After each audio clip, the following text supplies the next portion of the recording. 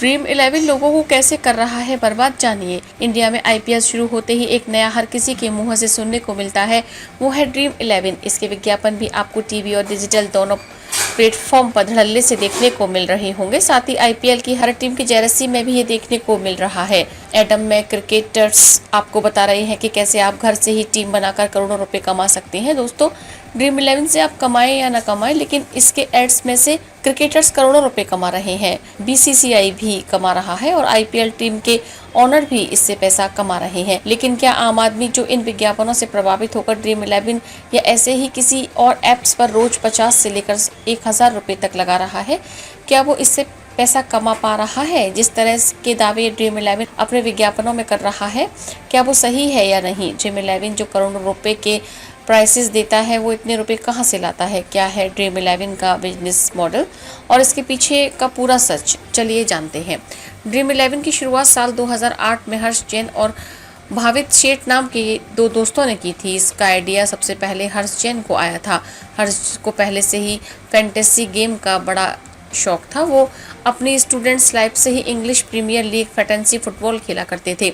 जिसके बाद साल 2008 में आईपीएल की शुरुआत के बाद हर्ष ने क्रिकेट फैंटेसी गेम खेलने का सोचा, तो उसे पता चला कि इंडिया में कोई फैंटेसी गेम ऐप नहीं है। जिसके बाद हर्ष को फैंटेसी गेम ऐप बनाने का आइडिया आया और उसने आइडिया अपने दोस्तों को बताया और उन पुराने दोस्त भावित को भी आइडिया पसंद आया और उसने उसका साथ दिया। इस तरह भारत में फैंटेसी गेम ड्रीम 11 की शुरुआत हुई। शुरुआत में ड्रीम 11 सभी यूजर्स के लिए फ्री हुआ करता था। इसमें बीच बीच में कुछ ऐड आया करते थे जिसमें ड्रीम 11 कमाई किया करता था, लेकिन कंपनी का रेवेन्यू बहुत कम था। साल 2012 में ड्रीम 11 ने पहली बार प्रीमियम यूज़र सर्विस लॉन्च की और प्रीमियम यूज़र को टीम बनाने के लिए एक फ़ीस देनी पड़ती थी। इसके बाद ऐप को तगड़ा रिस्पॉन्स मिलने लगा।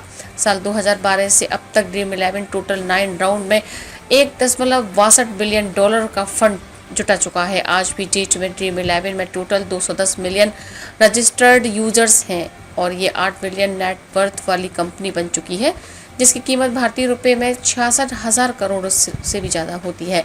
आपने भी अपने आसपास ऐसी खबरें सुनी होंगी जहां किसी को फैंटेसी गेम की इतनी लत लग गई है कि उसने लोगों से उधार लेकर भी गेम खेलना शुरू कर दिया है। जब वो उधार का पैसा हारने लगा तो पैसे लौटाने के लिए कोई भी रास्ता उसके पास नहीं बचा, तो उसने आखिर में सुसाइड कर लिया। ऐसे केसेस आजकल तेजी से बढ़ रहे हैं। आपके मन में आ रहा होगा कि अगर ये फैंटेसी गेम के ऐप इंडियन सोसाइटी के लिए इतने डेंजरस हैं तो सरकार और कानून इस पर एक्शन क्यों नहीं लेता? पंजाब एंड हरियाणा हाईकोर्ट में ड्रीम 11 को सट्टे का गेम बताते हुए बैन करने के लिए याचिका डाली गई थी, जिसमें जून 2017 में कोर्ट ने फैसला देते हुए कहा था कि ड्रीम 11 एक फैंटेसी गेम है जिसको खेलने के लिए स्किल की जरूरत है, ये कोई जुआ नहीं है। हाईकोर्ट के इस फैसले के खिलाफ साल 2021 में सुप्रीम कोर्ट ने भी अपील की गई, लेकिन सुप्रीम कोर्ट ने इस अपील को रिजेक्ट कर दिया और ऐप बैन में करने का पूरा अधिकार स्टेट गवर्नमेंट के ऊपर छोड़ दिया। ड्रीम 11 भारत के कई स्टेट्स में बैन भी है, जिसमें आंध्र प्रदेश, तेलंगाना, ओडिशा, असम, नागालैंड और सिक्किम भी शामिल हैं। साल 2021 में कर्नाटक में ड्रीम 11 के ऑनर हर्ष जैन और भावित सेठ ने अपनी सेवाएं बंद कर दी थी। ऐसा ड्रीम 11 ने राज्य सरकार द्वारा फैंटेसी गेम के रूल्स में बदलाव करने की बात किया।